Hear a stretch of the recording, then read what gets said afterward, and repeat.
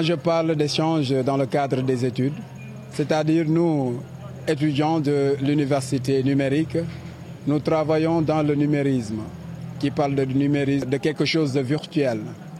Nos cours, nous le faisons en ligne. Et les étudiants sont de différentes origines. D'autres sont à Saint-Louis, d'autres à Hambourg, à Dakar, etc., etc. Et dans ces cours, nous ne voyons pas. Il n'y a que les voix que nous attendons. Il n'y a que le nom des tuteurs que nous voyons aussi affichés, sans pour autant les voir. C'est aujourd'hui l'occasion de cette journée qu'on a organisée pour pouvoir vraiment donner l'occasion aux étudiants qui ne se voient pas et qui discutent tout le temps en ligne, de se voir et d'échanger, surtout dans les cadres des études. Dans le numérique, on apprend beaucoup de choses. Déjà, au tout début, nous avons des cours d'informatique que nous apprenons, que nous avons, et des cours en leadership et développement personnel. Et je pense que qui a ces cours déjà est un étudiant, je dirais, qui est prêt à servir, qui est prêt à étudier à la sortie de son parcours universitaire, servir son pays et servir sa nation. Le virtuel est une chose qu'on est en train de minimiser, mais moi je dirais qu'aujourd'hui, on est dans un monde qui se développe. Et le développement de ce monde ne peut se faire sans le virtuel. Donc, je dirais en quelque sorte que nous étudiants de l'université virtuelle, nous sommes l'avenir du monde de demain. Les débouchés sont rassurants.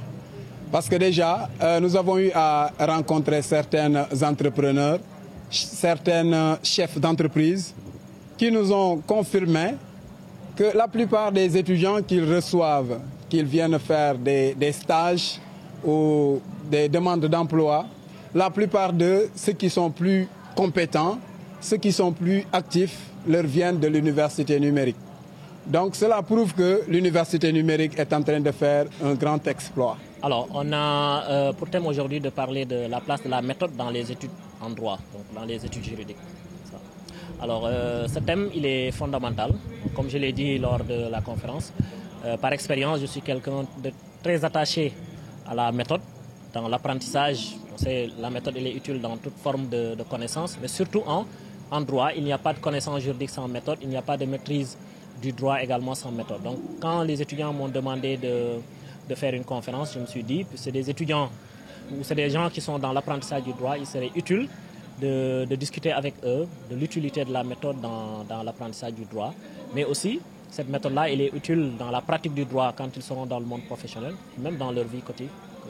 Alors, c'est parce que, comme je l'ai dit, la méthode, elle est fondamentale pour réussir ses études en droit à l'université. Et elle est fondamentale également pour réussir dans le monde professionnel, notamment quand on exerce des professions liées au droit, le magistrat, l'avocat, ils mettent tous en pratique des connaissances méthodologiques et des connaissances de méthode qu'ils ont acquises à l'université. Et donc, ce sont sur ces éléments-là que j'ai voulu vraiment insister avec les étudiants. Je voudrais déjà préciser que l'université numérique Cheikh Hamidou Kane est une seule université comme Assane Seck, comme UGB, mais puisque on est dans l'enseignement à distance et que les étudiants sont partout sur le territoire, et donc il était important d'avoir des espaces numériques ouverts au niveau de chaque localité pour mieux gérer l'aspect administratif, pédagogique, etc. Mais chaque étudiant, l'étudiant de Ziguinchor, l'étudiant qui est à Kolda ou Dakar, ils appartiennent tous à la même université.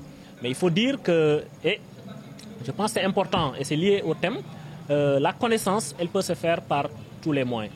Ce n'est rien d'autre qu'une dation de la connaissance par le biais de la communication et on n'a fait que transposer la réalité présentielle sur le terrain du virtuel. Donc l'université numérique a une capacité d'accueil qui est très élevée, mais ce sont les mêmes connaissances qui sont enseignées dans les autres universités qui sont enseignées également à l'université numérique.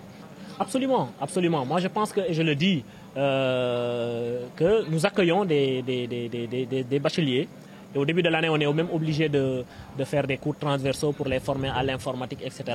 Mais vous savez, quelqu'un qui n'a jamais touché à l'ordinateur avant d'avoir le bac, mais s'il arrive, vous lui dites, vous allez étudier avec des ordinateurs, il a déjà une difficulté. Cette barrière-là, il faut la casser pour créer la transition, pour qu'il puisse être allé dans le système d'enseignement numérique. Et donc, il peut y avoir des incidents, mais l'université numérique fait le maximum pour pouvoir corriger ça, puisqu'on sait qu'aujourd'hui, avec le développement du numérique, tout le monde connaît ou manipule ou connaît un peu les réseaux sociaux numériques, même s'il n'a pas fait des études. Donc, l'étudiant, s'il est mis au fait de comment utiliser l'ordinateur, etc., la plateforme, il peut s'adapter rapidement.